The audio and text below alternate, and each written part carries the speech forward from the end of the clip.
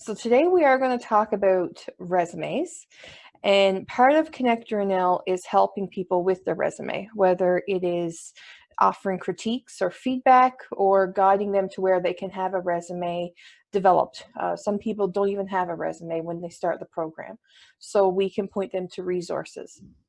And the reason we put this presentation together, and we've done similar ones to this before, is we see some common themes or common issues maybe with resumes. And we wanted to give a quick overview of some of the good we've seen and also some of the things that people can be working on. As well, my background is I was a career development coordinator with Memorial University, and part of my job in the 4 years I was there was helping people develop resumes. So I do have some experience with resume development at the university level as well. So hopefully I'll be able to provide you with some good information from my experience as a career development person, but also with experience from businesses and from organizations that we work with in Connector NL. I will give you a little overview of what Connector NL is before we jump into the rest of it. So Connector NL, we are a networking program that helps new residents or recent post-secondary graduates make connections. New residents for us means it doesn't just mean immigrants or someone new to Canada. It can be a new resident to the community. So as I mentioned, I'm based in Central NL. So for me, a new resident of a town here in Central could be someone that's moved from another part of Canada, or maybe they've moved here from another part of the province, but they are new to this town and this area. So they're looking to get connected. We do have 3 locations, so I take care of Central. I'm based in Grand Falls, Windsor, but I also do a lot of work. Pretty much 50% of my work is with Gander as well. So I am integrated throughout Central Newfoundland. We have a coordinator in Corner Brook, and we have a coordinator in St. John's. And the St. John's Board of Trade is the group that started Connector now. So our headquarters or our home base is in St. John's. The Connector program has 3 main areas. The first thing we do is we match people. So we meet a connectee or a job seeker and have a discussion with them about what it is they're looking for. From there, we will try and match them up with someone in the community that's in the organization or the industry that they're interested in. So maybe you have a Bachelor of Commerce and your focus is on marketing. If you are now looking for work and you're having trouble making connections, maybe other people that work in marketing or with organizations that hire marketing professionals, we would try and match you with someone that works in that field. So they wouldn't necessarily be someone that can offer you a job, but it is someone that you can have a discussion with. And you can ask them questions about what it's like to work in marketing and what are some of the opportunities. And then the final piece is once you meet with that person or we connect you with an organization, they may be able to refer you on to other options or opportunities that are out there. So that's the Connector program in a quick summary. Now we're going to jump into resumes. So a resume, and lots of you I'm sure have a resume. You've had to develop resumes in the past. It's not a new thing, but a resume is a collection of your qualifications, your experiences, and your achievements. And they can take a lot of different forms. Some people format them by date, some by skill, or combination. It's really up to you how you want to collect that information, but those are the important things to have on there, and we will go through the sections a little bit more. A resume should also be 1 to 2 pages. There's some people that are convinced that it needs to be 1. Others are okay with 2, but most of the research and the consensus with people that look at a lot of resumes is do not go past 2. A resume on average is probably looked at for about 5 seconds by someone that's hiring. So put yourself in the position of an individual that has to hire. They may get 100 resumes. If they have to look in detail through 100 resumes, it's going to take them forever to hire. So they will very quickly glance over a resume. So pretty much in 5 seconds, you're going to see the top half of the page, maybe the full first page. So if what you have put in that top half or that first page is not of interest or is not piquing their interest, you're probably going to go into a maybe or no pile. So you need to make sure you're utilizing that space on your resume to make things jump out so that when they scan it in 5 seconds, and if you have a page of text and you try yourself scanning it in 5 seconds, you're not seeing a lot. So things really need to jump out. And the final thing with resumes is they have to be relevant. So a resume should never look the same twice. Every time you apply to a job or to a different opportunity, you should be tailoring your resume for relevant information that that company or the opportunity is looking for. So with the 1 to 2 pages, you're probably not going to get everything in, and that's okay. With a resume, there's not an expectation that this is everything you've ever done. This is everything you've done that's relevant to the job that you're applying to. So make sure you do that tailoring. So these are the sections that should be on a resume. So contact information, a highlight or a summary area, education, work and volunteer experience. Sometimes these are combined, sometimes they're separate. Either's fine, and we can chat about that. Skills, certifications and associations, and references. The very first thing on your resume, and this is normally at the very top of the page, definitely at the top of page 1. Sometimes people will repeat it for page 2.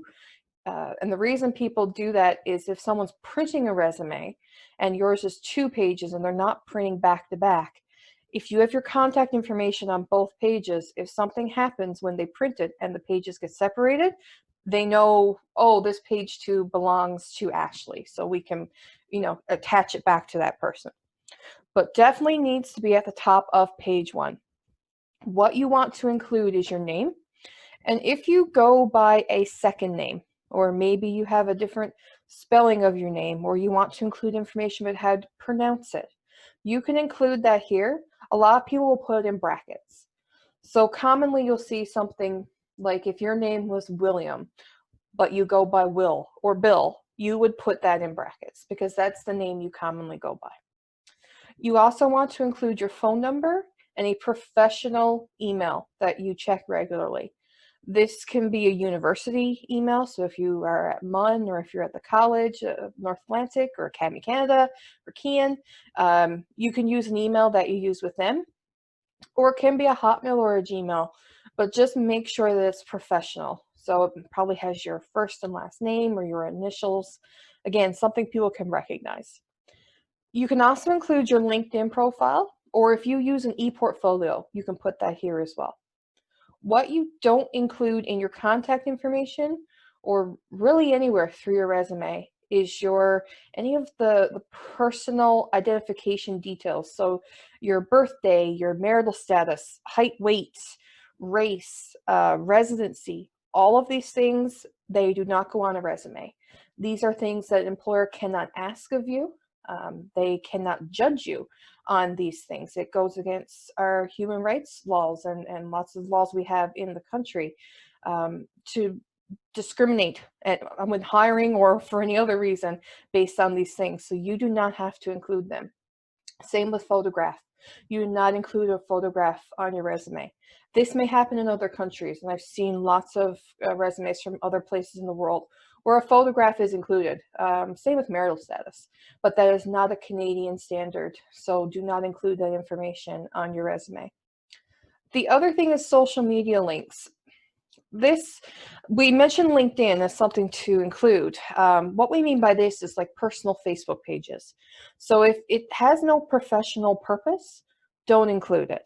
Now, if you've made a Facebook group for maybe an organization that you run or something you volunteer with and you want to show that off, then you can include it. But your personal or your private pages, don't include those. A note about your mailing address. This is always something people have a discussion about. Some people aren't comfortable putting their mailing address on there because, it's exactly where you live. So some people don't want to share that information. I've seen people use a PO box or maybe just list the city or the town. So if you're in St. John's, you can put St. John's, Newfoundland, so that way they know you're in the area, and that's fine. You can do that. The other thing is employers will look at the address that you have there to see if you're in the area. So if you leave your address off, so if it's just your name, your phone number, and your email, the employer may look at that and say, okay, are they even in this area? Are they, ready to work right now? Are they planning on moving here? So that can be a bit of a flag. So I always encourage people to address it somehow, whether it is just putting the name of the town there. At least then they know that you're in the area. The other thing is, if you do decide to leave your address off altogether, in your cover letter, I would certainly note that you already live in the area or you are planning to move. So one reason people may leave their address off is maybe you don't live there already. Maybe you're currently in Halifax and you're planning on moving to this province, and you're afraid if you put Halifax on your cover letter, no one's going to hire you because you're not currently living here. That's where I would address this in a cover letter, that this is your current address, however, you will be here shortly and you're applying in anticipation of moving. So a cover letter is a great way to explain some of this stuff.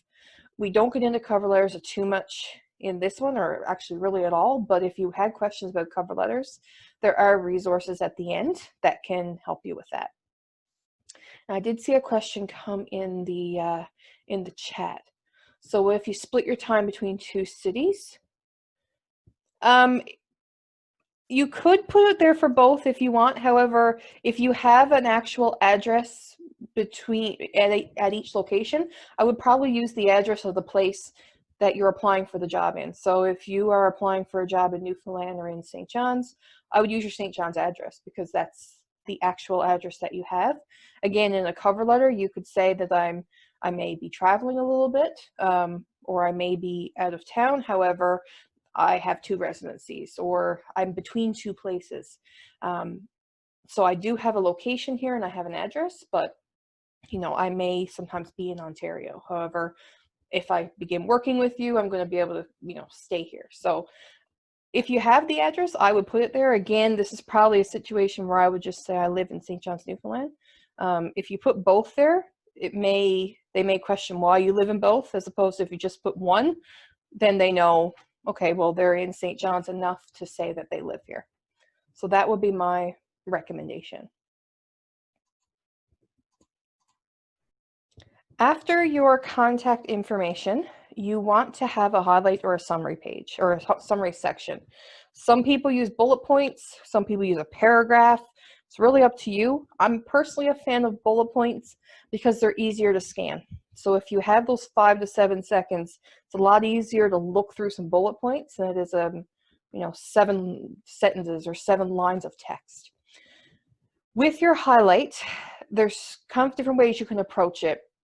However, if you are writing this resume because you've seen a job posting and you're writing the resume to apply for a certain job, use this highlight section to address how you're going to meet the qualifications they're looking for in that job. So lots of times in a job posting, they will have bullet points too, where they listed all the duties they want this person to take care of, or the accomplishments or the skills that they want them to have. Look at those, especially the first few they mention, because more than likely the first ones they mention are the most important ones to them. Look at those, and then in your summary, address each one of those.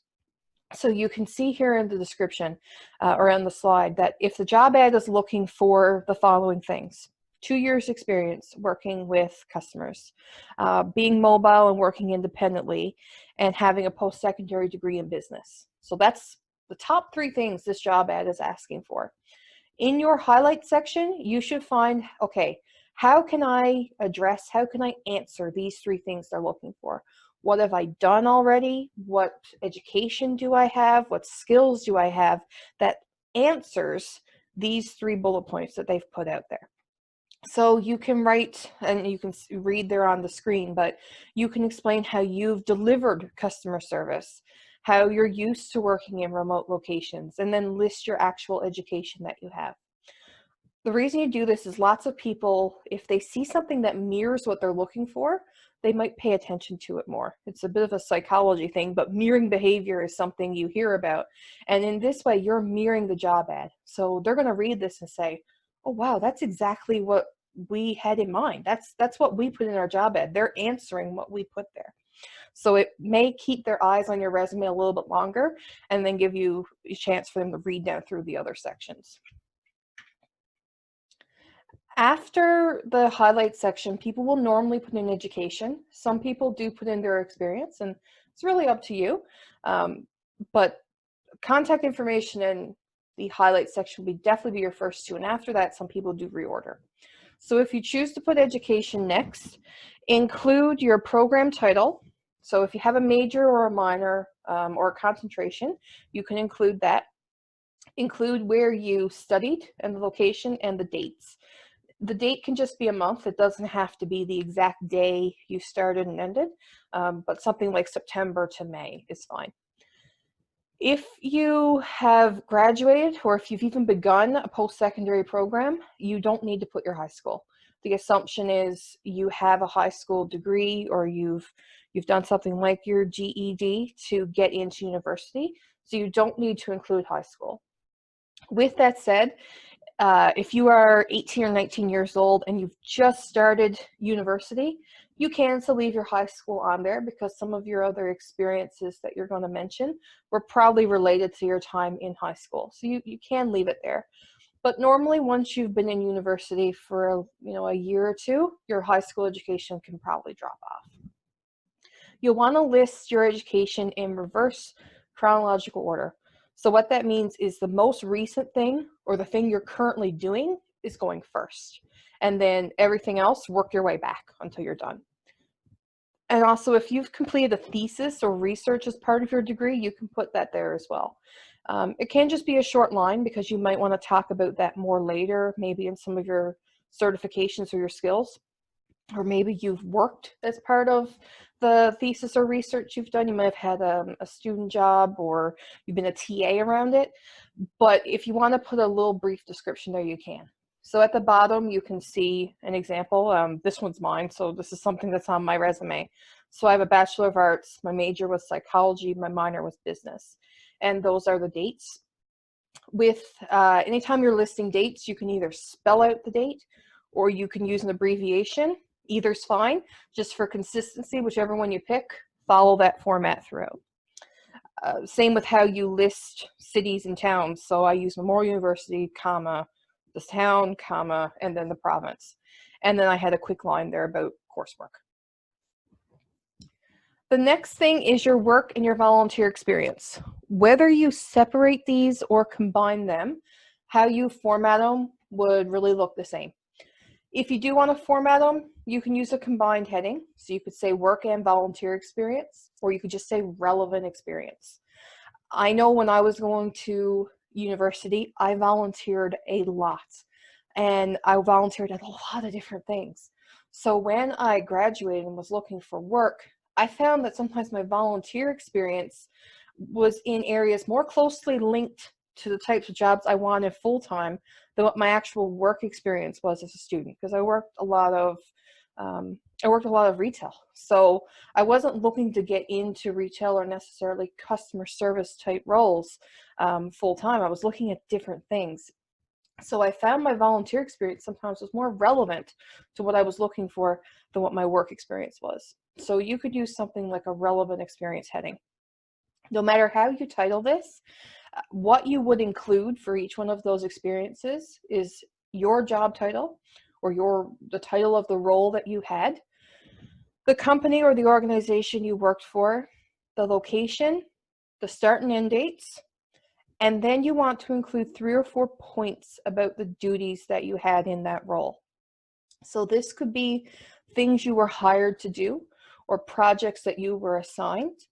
And whenever possible, if you can include numbers or an exact goal or something that you accomplished, include those. When employers are looking through a resume, those things stand out. If it can be, a very exact statement of worked on this project with the manager and completed in under 3 minutes or in under 3 months ahead of schedule, then that stands out, as opposed to just listing maybe some of the skills that you developed. So excellent communication skills, or was able to time manage.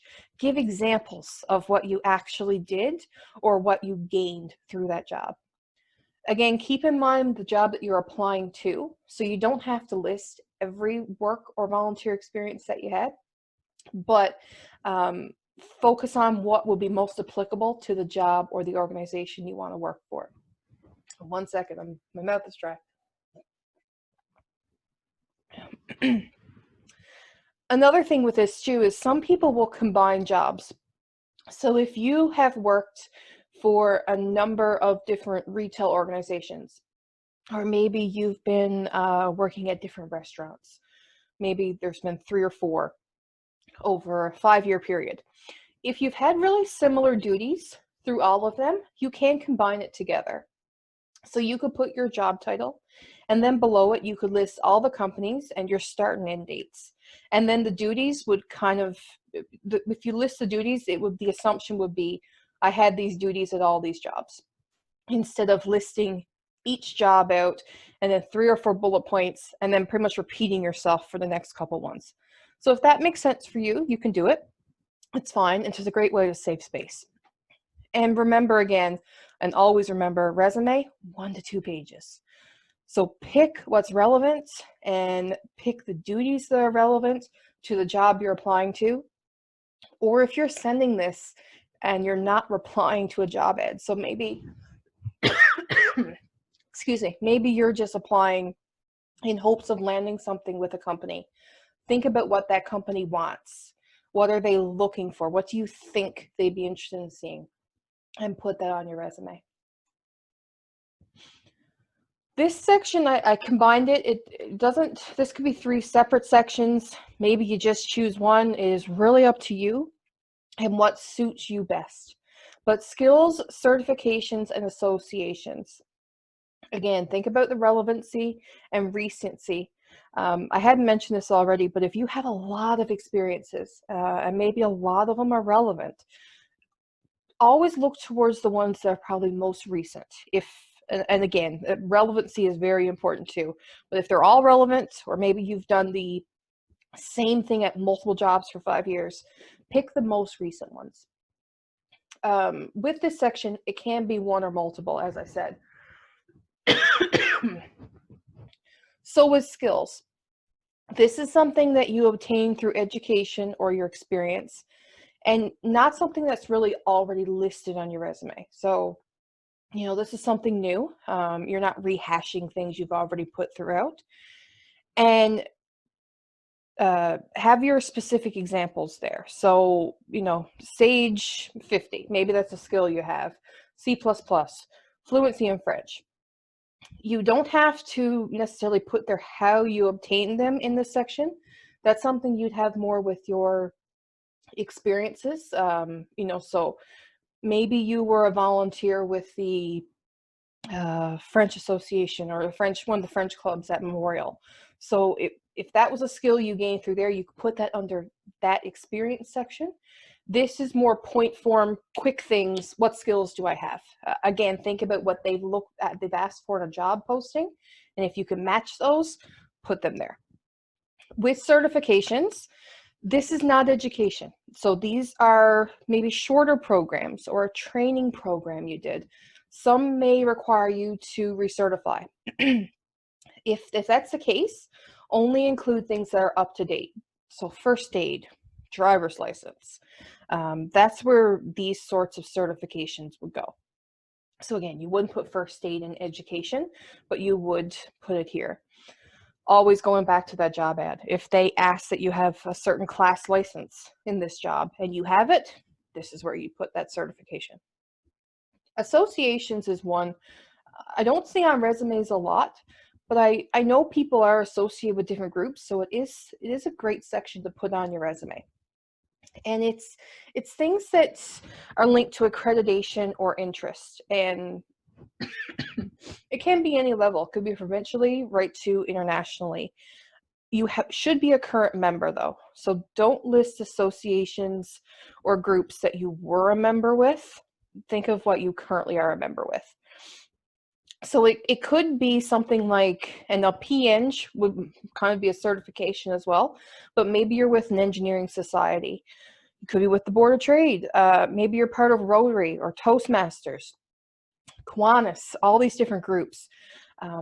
They have national or international standing. So when you mention that you're associated with someone like this, you never know. The person who's looking at your resume may also be associated with it, or they will know from that, okay, well, I know people that work with, the St. John's Board of Trade are connected to business and business opportunities in St. John's. So from there, they might make some assumptions about what your interests are. So it's good to list those associations. Just saw a question there. Should we indicate the amount of days?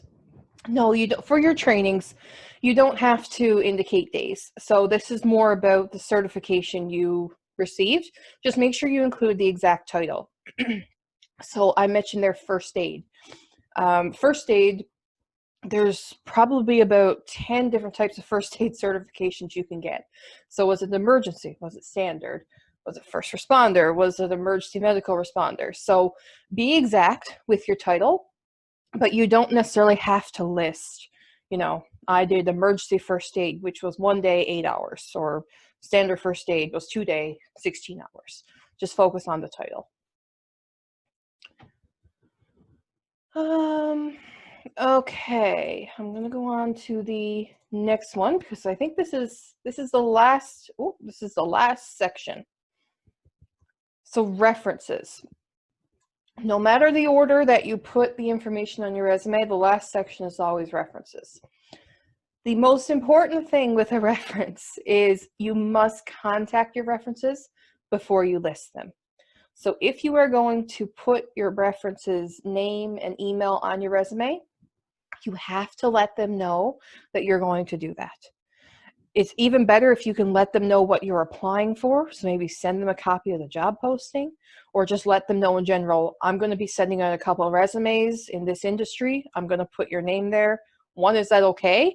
And then two, do you have any feedback or anything to offer? But make sure that they know and confirm that they're going to be a positive reference.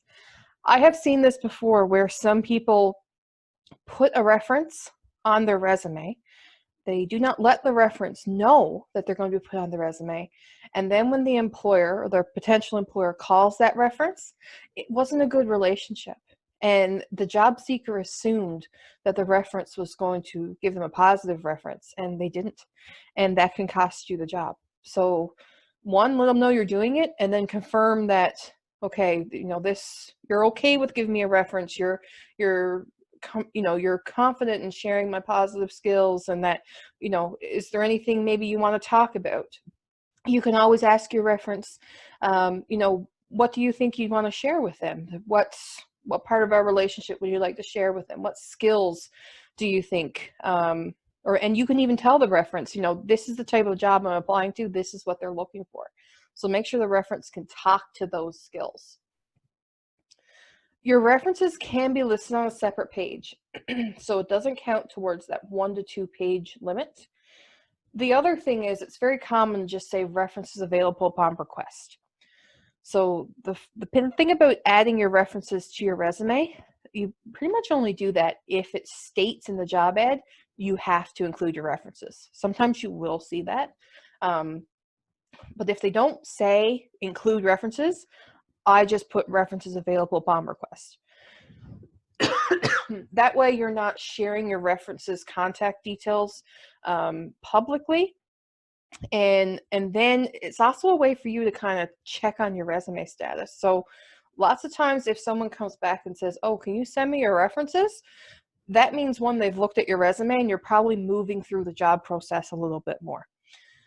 If you go to an interview, so you applied and you get called back for an interview, have your references available then.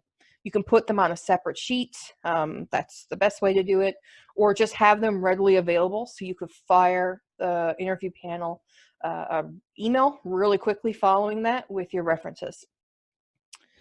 And keep in contact with your references. So if you're not working, or even if you are, your references are part of your network. So try not to only go to your references when you want them for a job reference. Keep in contact with them throughout. Talk with them, ask them about what opportunities are out there. If you're working, maybe you can start a working relationship with them as well. But don't just go to them when you need something, because people are going to feel used if you're just going to them when they need something from you, or you want them to talk them up for a job. So keep in contact with them throughout. Okay. And okay, a couple tips and tricks. I do see a couple questions coming in, and I'm going to just look at those at the end, just so I can finish off this this slide, because I think this might be the last one, and then we can look at the questions. So a couple things to note. Resumes and CVs are different. So CVs, or curriculum vitae, are very different, and they're used for different purposes. So a resume, which is what we've been talking about through this session, it's 1 to 2 pages. It's very specific to a job or to an opportunity. A CV, or your curriculum vitae, is primarily used for academic reasons. They could be used for a job, but mostly you see them in academia. They will have all of your experiences, all of your education, your research, skills, everything. I've seen CVs up to 20 pages because they have everything in very heavy detail. So where we're saying list 3 to 4 bullet points for something, a CV might have a paragraph description. So it is for very different uses. Again, we think about academics more for CVs, or if it was a very high level position, CEO of organizations, they may look for something like a CV.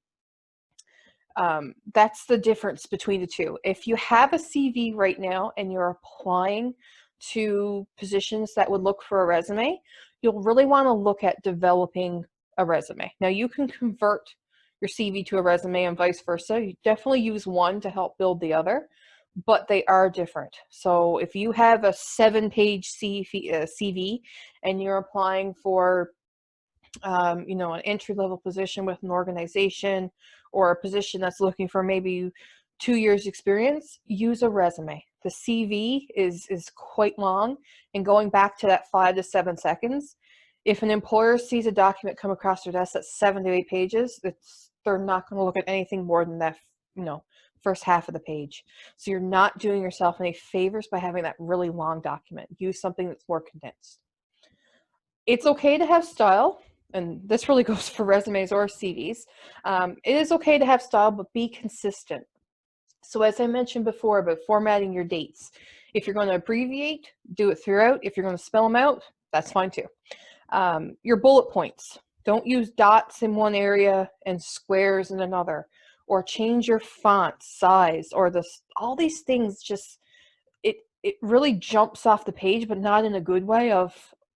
It's very easy to have consistent font and consistent bullet points. So it shows that you took some time to make sure that your resume has a good, consistent look, because you don't want to jump off the page for the wrong reasons. Same with sections. So if you use one type of heading for your work experience and then a completely different type of heading for your volunteering or for your skills, again, it shows that you just didn't put all the time into thinking about the consistency of it and, final formatting. Another thing with formatting, and I've seen this a little bit, is some people use a template in Word to make a resume, and that's fine. I personally have used a Word template for my own resume because I find they have some really good ideas. The thing sometimes with the Word template is there's boxes that you put text into, so they can be dotted lines or dashed lines that go around. But you can remove those boxes once you've got everything put in there so that people can't see the border, or you could change what the border looks like. If you don't do that, when you email your resume to an employer, they can tell that you literally just put text in the boxes and that you didn't do any additional formatting to your resume. The other thing is sometimes these boxes, you can move them. So you can make them wider or more narrow. And if you don't finish formatting your resume, these boxes can shift, especially if you just keep your resume in Word and you don't make a PDF. When you open it up, the box can be a completely different size than what you intended it to be. And this is especially the case if some people have Word on their computer, so they've downloaded Word. Other people might use like Word Online or Google Docs. So then when you open a document in one of those online versions, again, your things can shift. So it's always a little tricky when you're using Word and you're sending someone something in Word, because you don't always know how it's going to look at the end. But if you're using a template, make sure you finish formatting it before you send it, because you don't want to send someone a resume and to you it looks fine, but then when the other person opens it, maybe all your text is on the one side of the page and the other side is completely blank, and now it's a 5-page document because everything's stretched out. Another thing you can do is have a master resume document. This is something that was recommended to me when I was a student, and it's something I've kept throughout. In a way, it's kind of like a CV, because you keep building on it. Every time you gain experience, a skill, or do anything, I will add a quick point in this master document about what it was I did. I try and do it as it happens, or shortly after something happened, so that I can put some bullet points in there while it's fresh in my mind. And this document is something you can refer back to when you're making a resume, and you can copy and paste. So when you're making this master resume document, if when you type it in, it's already formatted in the way you use on a regular resume, so job title, company, dates, in the same organization structure you normally use, when it's time to make a resume, you can just go through this master document and say, okay, I'm going to take that experience and copy and paste it and start building another resume like that. And again, keeping it updated regularly means you're not going to forget anything or have to sit down one day and go back and put in all the things you've done in the past year and try to remember all the things you've done. Sometimes when you go back and look at your master resume document, you'll find things you forgot you did, or experiences maybe you forgot that you had, or certain skills you did in a job. So it's good to keep this just for your own records, but it's great for developing resumes too. A note as well about filling in online applications. We see this a lot.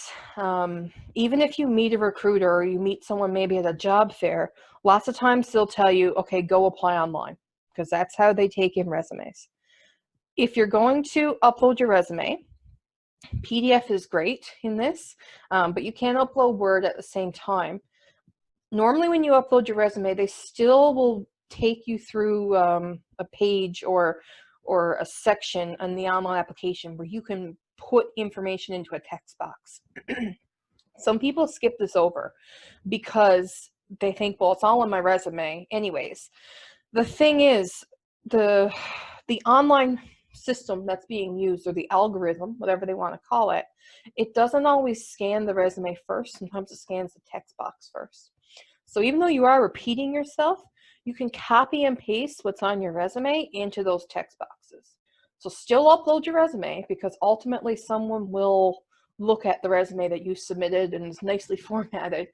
But do put everything that's relevant into those text boxes, because that's what the computer might be scanning to see if what they're looking for is in your application. This is where mirroring is really helpful as well, because if they get 500 resumes for a job, which is quite possible for some large organizations, they are going to take all those applications that's in their database and scan for what they're looking for. And lots of times what they're going to scan for is things that were in their job description. So if you've used very similar language to your job description or included exactly what they were looking for, then that's going to help your resume stand out. So there are some additional places that you can get resume help. We have some listed on our website, which is connectornl.ca. If you are an alumni of a post-secondary institution, so locally that can be MUN, CNA, Academy Canada, Kean, they will have alumni career services that can help you. For MUN, they actually have information listed on their website. So you can go to MUN's career page and download a copy of their resume and cover letter guide. And I mentioned, cover letters, we don't talk about them here, but that guide has a lot of good information about how to write a cover letter. You can Google as well and find lots of info. The other places that have resume help provincially are the Department of Advanced Education, Skills, and Labor. So they have some in-person offices. They're not open right now. We're all still working from home, but they have online resources, and they also, and I believe they link to it, but if they don't, another resource you can check out is called Skills Pass NL. So if you Google that, you'll find it. It might also come up under Blue Drop NL, which is the organization that helped develop that. But Skills Pass NL, there's a lot of really good webinars, and they're self-paced, so there's not necessarily someone talking like I am right now.